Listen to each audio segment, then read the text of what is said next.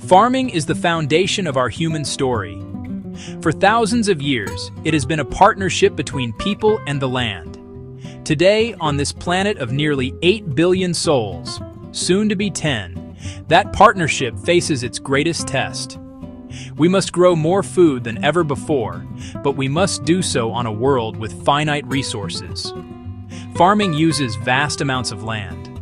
Farming uses vast amounts of water. Farming uses vast amounts of energy.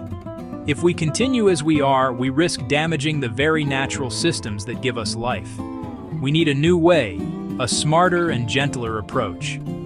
This is the promise of sustainable agri-tech, a quiet revolution happening in fields around the globe. Sustainable agri-tech is not about replacing the farmer. It is about empowering the farmer with new tools. Close-up of a farmer's hand holding a smartphone showing a colorful field map. It is the careful use of technology to grow food in a way that is kind to the earth. The digital field, sensors as a farmer's eyes and ears. To understand the data-to-harvest journey, we must begin where it starts, with the data itself. Out in the fields, small, inexpensive sensors are being deployed. They act as the farmer's extended senses, constantly monitoring conditions that dictate a plant's life. Some sensors are pushed into the earth. They measure soil moisture, they measure soil temperature, they measure soil salinity. Other sensors are mounted on posts. They read ambient air temperature, they read humidity, they measure sunlight falling on crops. These devices are the silent observers, digital watchkeepers of the field, gathering millions of data points every single day. This stream of information is the lifeblood of smart farming. Why does exact soil moisture at 30 centimeters matter? It tells a farmer when roots begin to feel water stress. Why measure nitrogen in leaves? It reveals nutritional needs before a human eye sees a problem. Some advanced sensors can even listen for pest sound frequencies, alerting the farmer before an infestation spreads. This data is transmitted wirelessly, often to a simple app on a phone or tablet, turning a flood of numbers into clear, simple insights. A farmer can see their entire operation at a glance, data displayed as a colored map: green, healthy; red, problem. A farmer in India receives an alert. Sector 4 is dry. Irrigate 15 liters per plant tomorrow morning. A farmer in California gets a notification. Aphid activity detected, northwest corner. Deploy beneficial insects. Not about overwhelming with info, but providing timely, actionable advice. It gives power to act proactively. Solve small problems before they become big. Make decisions based on evidence, not guesswork. From reactive to proactive management. More efficient and sustainable. Instead of walking fields for hours, a farmer gets a comprehensive health report in seconds. Saves enormous time and labor, vital for solo or small team farmers. Sensors become trusted partners in daily food growing. They provide deeper, intimate understanding of the land, allowing care and precision not possible for previous generations. The digital field is more responsive and more productive. More crop per drop. Smart water and soil stewardship. Water is life, and nowhere is this truer than in agriculture. Farming accounts for roughly 70% of all fresh water withdrawn globally. Increasing droughts and strained water supplies mean we must use water more wisely. Smart irrigation systems, guided by data from soil moisture sensors, can dramatically reduce water consumption. Flood irrigation wastes water. Sprinklers lose much to evaporation. Precision systems deliver water to the plant's root zone, only when needed. This technique is known as precision irrigation. The savings are truly remarkable. Studies show smart irrigation can cut water use by 30 to 50%, in some cases even more, without sacrificing yield. For a farmer, this means lower water bills and healthier, less stressed plants. For the environment, more water stays in rivers, lakes, and aquifers. Just as important as water is the soil it falls upon. Healthy soil is a living, breathing ecosystem. Minerals, organic matter, microorganisms. It is the foundation of our entire food system. Agri-tech tools help farmers become better stewards. Drones map fields in high detail. Satellites provide broad-scale imagery. Maps show variations in soil type, organic content, and nutrient levels. This enables precision agriculture and targeted actions across zones. Applying compost only where needed. Planting cover crops only where needed. This careful management builds and preserves soil health long-term. Avoiding unnecessary plowing protects soil structure. Avoiding tilling prevents erosion. Healthy soil acts like a sponge, holding water more effectively, further reducing irrigation needs. Soil also plays a crucial role in the climate. Healthy soils are a massive carbon sink, storing more than all the world's forests combined. Using technology for conservation, tillage, and soil improvement helps pull CO2 from the atmosphere. Farmers are making agriculture part of the climate solution. The smart seed and the precision planter. The journey to a sustainable harvest begins long before a seed is even in the ground. It starts with the seed itself. For centuries, humans have been selecting and breeding plants. Better taste, larger size. Today, modern science develops crop varieties naturally more resistant to common diseases and pests, reducing the need for chemical sprays. Seeds that thrive with less water, suitable for drier climates. This is not always about genetic modification. Much of it is advanced breeding, accelerating nature's own processes. However, having a smart seed is only half the battle. How and where it is planted is just as critical, guided by GPS and a detailed soil map. A modern planter places each seed at the perfect depth and spacing to thrive. In richer soil, seeds are placed closer together. In less fertile patches, spaced further apart to reduce competition. This ensures every plant has the best chance to reach full potential. Higher yields from the same land. By maximizing each seed, farmers grow more food without clearing more forests or grasslands, protecting biodiversity and wild habitats. Precision planting reduces waste of seeds, water, nutrients, and energy, improving profitability and lessening environmental impact. Smarter seeds, smarter planting methods, more food, more sustainably, from the land we have. When we think of farm machinery, we often picture large, heavy tractors that consume a great deal of diesel. While these machines are still workhorses, a new generation is emerging, smaller, smarter, and often robotic. Designed to carry out tasks with precision and gentleness, large equipment cannot match. Drones that monitor crops from the air, robots that can pick a ripe strawberry without bruising it, making farming safer, more efficient, and better for the environment. Drones can capture high-resolution images across hundreds of acres with cameras beyond the visible spectrum. They reveal stress, lack of water, or nutrient deficiency, long before it's visible to the human eye. Treat one patch with a targeted sprayer instead of spraying an entire field. Ground robots use cameras and machine learning to identify weeds and eliminate them with a tiny jet of herbicide or a mechanical hoe, drastically reducing total weed killer used. Smaller, often electric machines cause less soil compaction, reduce fossil fuel use, cut emissions and air pollution, and improve working conditions. The rise of robots isn't about replacing people. It's about a new farm team caring for the land more effectively. The data-to-harvest journey is a complete circle, connecting the sensors in the field to the food that arrives on our tables. The information gathered from the soil, the plants, and the air does not just stay with the farmer.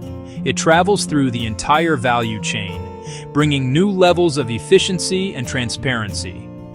Data is sent to the cloud, analyzed by powerful software, translating raw numbers into clear recommendations for irrigation, fertilization, and when to harvest. Farmers and advisors use dashboards to schedule harvests, arrange transport, and share forecasts with supermarkets or processors, improving predictability of timing and quantity. Knowing exactly when crops are ready reduces spoilage from poor timing, storage, or miscommunication. Trucks route efficiently, warehouses rotate stock smartly. Farmers gain reliable markets and better prices. Logistics save fuel. Retailers offer fresher produce.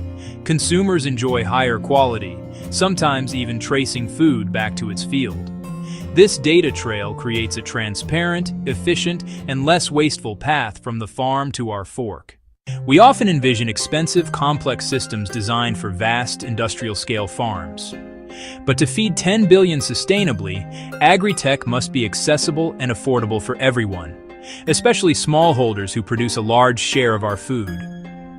Thankfully, technology is becoming simpler and cheaper. Low-cost sensors and widespread mobile phones enable small-scale, data-driven farming. Cooperatives can share drones and portable soil sensors.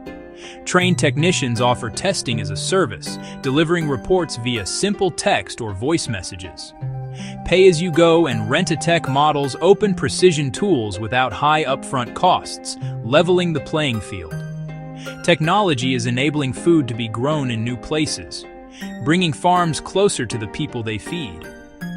Vertical farms grow leafy greens, herbs, even strawberries, often without soil, using hydroponic or aeroponic systems, efficient LEDs, precise climate and nutrition control. Closed-loop systems use up to 95% less water and need no pesticides, delivering year-round, ultra-fresh local produce with fewer food miles and lower emissions. The ultimate goal of sustainable agri-tech is not just to grow more food, but to do so in harmony with a healthy planet. When we look at the environmental balance sheet, the benefits are clear and compelling. Precision reduces nitrogen and phosphorus runoff into rivers and oceans, preventing harmful algal blooms and the dead zones they create, keeping drinking water cleaner and aquatic life healthier. Smart practices cut greenhouse gases. Efficient nitrogen use reduces nitrous oxide. Smaller electric machines burn less fossil fuel. Promoting no-till enhances soil health and stores more carbon. Agriculture can move from a major emission source to a major climate solution, building resilience to droughts and extremes. Real-time data warns of frost or heat waves, giving time to protect crops.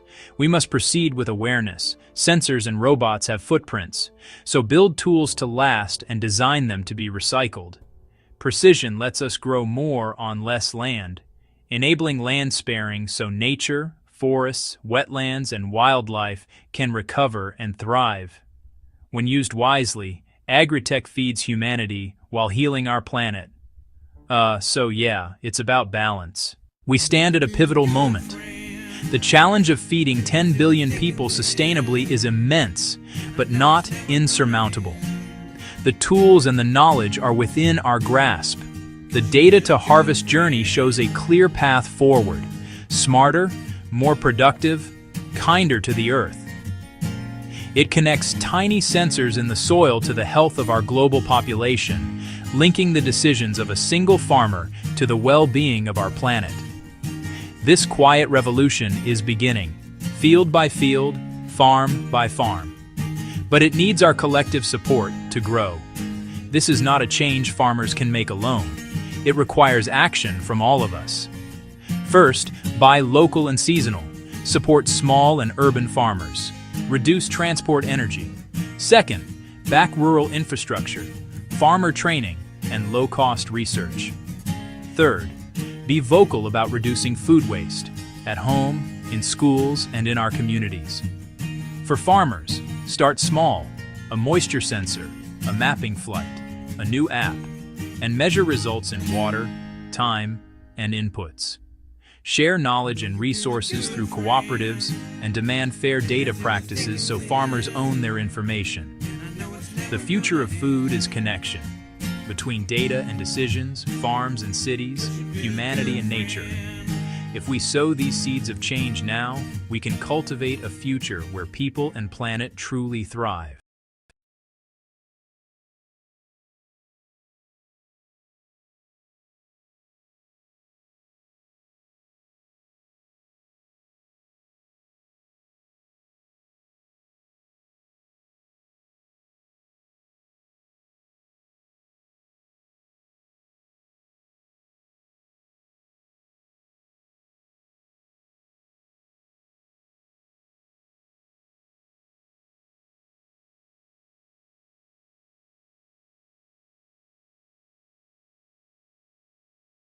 The world produces more than enough food to feed every single person on the planet. Yet the story of who gets to eat and what they get to eat is a tale of profound inequality. The numbers paint a picture that is both baffling and deeply unjust. Consider these simple facts. Globally, an estimated 1 in 9 people experiences chronic hunger. Up to 40% of the food supply in developed nations is wasted. This is not just about spoiled leftovers. It is about perfectly good produce discarded for cosmetic imperfections, supply chain inefficiencies, poor planning. This paradox of simultaneous hunger and waste points to a broken system. The problem is not a lack of food, but a failure of distribution, a system that prioritizes profit over people, convenience over equity. The most visible symptom of this failure is the existence of food deserts. Urban landscapes, rural landscapes, where access to fresh. The numbers below reveal the stark contrast between what is produced and who has access. About 34 million people in the United States face food insecurity. Annual food waste in the U.S. reaches about 119 billion pounds. Roughly 23.5 million U.S. residents live in food deserts. These figures are families making impossible choices, children growing up without needed nutrients, and communities locked in cycles of poor health and economic disadvantage. This essay explores the deep causes of inequitable distribution and illuminates practical, proven solutions already creating change. We will investigate how communities can reclaim their food systems, build resilience, and ensure everyone, regardless of zip code or income, has the right to good food. A journey from understanding the problem to building a more just, nourishing future for all. Food is more than a commodity. It is a fundamental human right. An inclusive and equitable food system is designed to uphold that right. The term food desert conjures an image of a barren landscape, and in many ways, that is precisely what it is, a nutritional wasteland. Officially, a food desert is defined by the USDA as a low-income census tract, where a substantial number of residents have low access to a supermarket or large grocery store. But this clinical definition barely scratches the surface of the lived reality for millions of people. It is not just about the physical distance to a store, although that is a critical barrier. For someone without a car, a 2-mile trip to the nearest grocer can be an insurmountable obstacle, especially if they are elderly, or have a disability, or are juggling young children and multiple jobs. Public transportation routes often fail to connect residential areas with grocery stores efficiently, turning a simple shopping trip into an all-day ordeal. Beyond the challenge of distance, the economic landscape of a food desert is equally harsh. In these areas, the options are typically limited to convenience stores, fast food restaurants, gas stations. These establishments primarily stock processed, pre-packaged foods, high in calories, high in sugar, high in fat, high in sodium, but devastatingly low in essential nutrients. Fresh fruits, vegetables, whole grains, and lean proteins are either absent or priced at a premium, an unaffordable luxury. The existence of food deserts and widespread food insecurity is not a simple problem of logistics. It is the outcome of a complex web, policy, economics, social structures. One of the most significant drivers is the economic reality of poverty. When a family is struggling, pay rent, utilities. The food budget is often the first and only flexible expense. This forces a choice between buying enough calories to feel full and buying nutritious food that supports long-term health. In this equation, inexpensive, calorie-dense processed foods almost always win out. Fresh produce is often more expensive, creating a direct link between income inequality and nutritional deficits. Institutional policies and government actions have also shaped this unjust food landscape. Agricultural subsidies have historically favored large-scale commodity crops, corn, soy, the base of many cheap processed foods. Fruits and vegetables from smaller farms receive far less support. Zoning laws and a lack of incentives discourage grocery stores from opening in low-income neighborhoods, while fast food outlets proliferate. Infrastructure, or the lack thereof, is another critical piece. A centralized supply chain moves massive quantities to suburban megastores, but is remarkably inefficient at serving smaller, localized markets. Small farmers often lack distribution networks. Communities lack cold storage and processing facilities. Fresh, locally grown food can rot in a field just 100 miles away from people who need it. Finally, we cannot ignore the role of systemic social and racial bias. Food deserts are disproportionately located in communities of color. This is the legacy of decades of discriminatory housing policies, redlining, economic marginalization. Market analyses often reflect these historical biases, perpetuating a cycle of disinvestment. Access to healthy food is a profound issue of racial and social justice, demanding solutions that address these deep-seated inequities. It is really that deep. A system built on dignity, choice, and justice. This could mean a mobile market in an elderly neighborhood, subsidies for fresh produce for low-income families, or supporting local farmers squeezed out by industrial agriculture. Inclusivity means every person, regardless of income, race, location, or ability, is considered and served. Equity means giving people what they need to thrive, built on dignity, choice, and justice.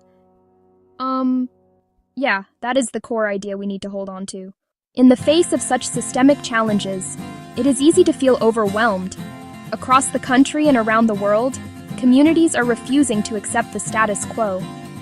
They are developing innovative, practical, and effective solutions. One of the most powerful models is the creation of local food hubs. These hubs act as central points for aggregation and distribution, collecting produce from small and mid-sized local farmers and connecting them with institutional buyers, schools, hospitals, restaurants, as well as with consumers in underserved areas. By creating a bridge between local supply and local demand, food hubs cut transportation costs, provide farmers with a reliable market, and channel fresh, healthy food directly into the communities that need it most.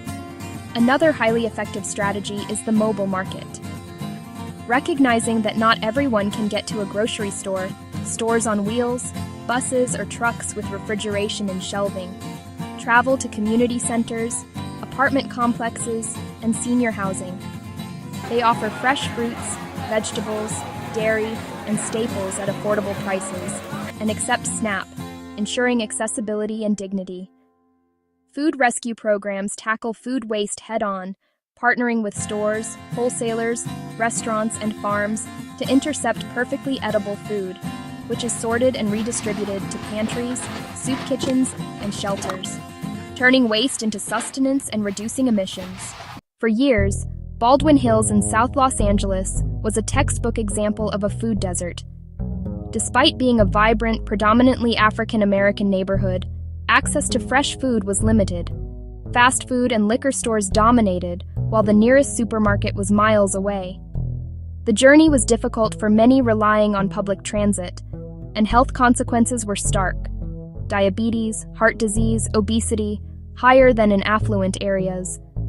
The turning point came from the community itself, residents, activists, and health advocates with a vision. They founded the Baldwin Hills Crenshaw Farmers Market, starting small but rooted in deep engagement. It reflected local culture, offered familiar produce, and became a festive weekly gathering. Accepting EBT and doubling nutrition benefits transformed it into an essential lifeline. Access improved, diets shifted, and minority small farmers found a stable, profitable outlet, strengthening the regional food economy.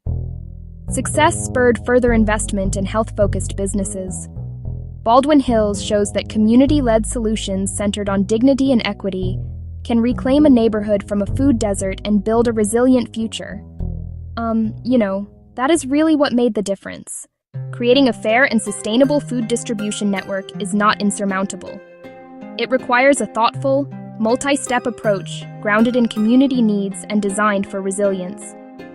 First, map need and opportunity, Use data and community knowledge to locate deserts, identify who is affected, and where food is wasted. Simple tools, community surveys, focus groups, GIS mapping, reveal specific challenges, transportation gaps, lack of culturally appropriate foods. Then build infrastructure. Establish local food hubs in community centers, warehouses, or churches to collect, sort, store, and distribute food. Forge partnerships among farmers, community orgs, local government, and businesses. Shift to last-mile delivery. Mobile services become indispensable. Outfit a van or bus to bring produce to residential complexes and senior hubs. For limited mobility, a food pharmacy with prescriptions delivered to homes. Ensure affordability, accept SNAP, and implement incentives like double-up food bucks and market match. Tackling food inequity requires coordinated effort across government, business, nonprofits, and citizens.